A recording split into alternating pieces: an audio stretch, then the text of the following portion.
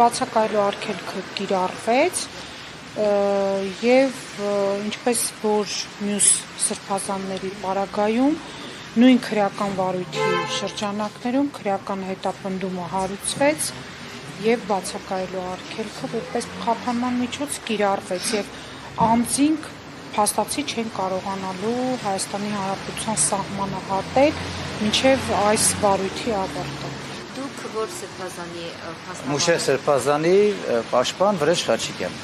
Պարոն Խաչիկյան, Մուշեղ Սրբազանի նկատմամբ եւս նույն խափանման միջոցն է։ Այո, խափանման միջոցը բացակայելու արգելքն է եւ մենք հայտարարությամբ հանդես եկանք, որ դրա կարիքը չկար, որովհետեւ նշված է, որ քանի որ վերջինիս տեղեկություն այն մասին վերաբերյալ, որ սահմանահատումները շատ են, կարող է թաքնվել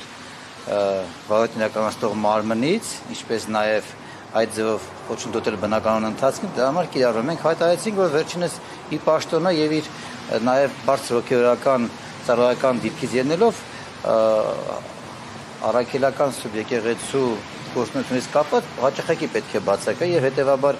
արարքներ ոչ մեծ ծանրության հանցագործություն է համարվում, հետեւաբար ընդհանրապես բացակայելու արգելքը փոխած ընդհանրապես խափանման միջոց կիրառելու կարիք չկար։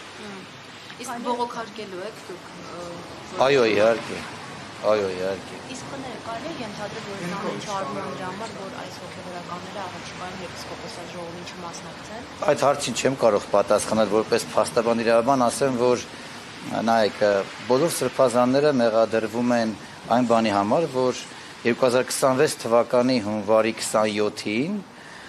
իրենց ծառայական լիազորություններն օգտագործելով կարգալույց են արել Արման Սարոյանին։ Այդ կերպով խոչընդոտել են տխրահարճակ դատական ակտի կատարմանը։ Հիմա մենք հայտարարությամբ հանդես եկանք, որ Մուշեղ Սրբազանը որևիցե նման ծառայական լիազորություն կարգալույց հռչակելու չունի։ Հետևաբար այդից պատճառով չի ընդունում մեղադրանքը եւ չէր կարող վերջից նկատում նման մեղադրանք առաջադրվել։ Ձեզ համար որպես իրավաբաններ, որպես փաստաբաններ այս վարույթը հասկանալի է։ Բացարձակ ոչ միայն հասկանալի է, այլ ոչ միայն անհասկանալի է, այլ ամբողջությամբ ապօրինի է եւ նախադեպը չունեցող ապօրինություն է, որովհետեւ էլի եմ կրկնում, առիթ ունեցա մինչև վարորդային գործողությանը մասնակցելու ասել, որ սա պետության ուղիղ միջամտությունն է եկեղեցու ներքին գործերին։ Ոչ մի քաղաքացիական կամ այլ մասնագիտացմամբ դատարան չէր կարող որևէ միջանկյալ կամ վերջնական դատական ակտ կայացնել եւ դրանով լուծել եկեղեցու ներքին կարգերին վերաբերող որևէ հարց։ Այստեղ ուղիղ մենք միջամտություն ունենք, քանի որ եւ սահմանադրությունը եւ օրենքները, մասնավորապես պետության եւ Հայաստանի Հանրապետության եւ Հայաստանի Սառաքելական Սուրբ Եկեղեցու միջև փոխհարաբերությունների մասին օրենքով հստակ կանոնակարգված է, որ պետությունը չունի նման իրավազորություն։ Որևէ դատական ակտ չէր կարող հիմք հանդիսանալ, որ վեհափառի տնօրինության հետ կապված հարցերով ինչ-որ իրավական այլ լուծումներ տրվեր ու չգիտեմ ուշադրություն դարձրել եք թե չէ, նախ դատարան է դիմել Արման Սարոյանը եւ անվավեր է ճանաչում վեհափառի տնօրինության որոշումը։ Պատկերացնում եք, արդեն իսկ բառը մեզ իրավական մեկնաբանության տեսանկյունից հուշում է, որ մենք գործ ունենք այնպիսի ինստիտուտի հետ, որը ուղղակիորեն պետության համար անձեռնմխելի է։ Եվ բացի դրանից Արման Սարոյանն այլևս եպիսկոպոս չէ, եւ նրա առաջնորդ լինել չլինելու հարցը կամ նրա վերաբերյալ միջանկյալ դատական ակտ կայացնելու եւ հայցի ապահովման միջոց կիրառելու որոշումը չկատարելու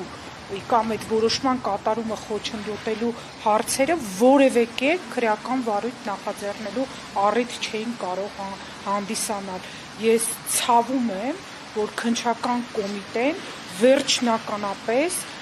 վերջակետ դրեց իրավաբանությանը Հայաստանում։ Իդորման Արգարժան իմ գործընկերոջ, որը շատ մանրամասն ներկայացրեց, նայեք, քաղաքացիական դատավարության մեջ հստակ ասում է դատական ակտի օրինական եւ ոչ օրինական լինելու վերաբերյալ իր հոդվածով, որտեղ ասված է, որ դատական ակտը պետք է համապատասխանի սահմանադրության եւ ստացան օրենքների պահանջներին։ Ինչպես կարող է այդ տխրարչակ դատական ակտը համապատասխանի սահմանադրության պահանջներին, եթե այն հակասում է, այսինքն պետությունը իրավունք չունի որևիցե կերպով խառնվել եւ դիտարկել Սուրբ Պարաքրական եկեղեցու ներքին հոգեորականներ հարաբերությունները որպես աշխատանքային հարաբերություններ, որտեղ դրանք աշխատանքային չեն, դրանք զուտ ուղղակի հոգեորականների ծառայական պարտականություններ եւ հարաբերություններ են։ Այսքան։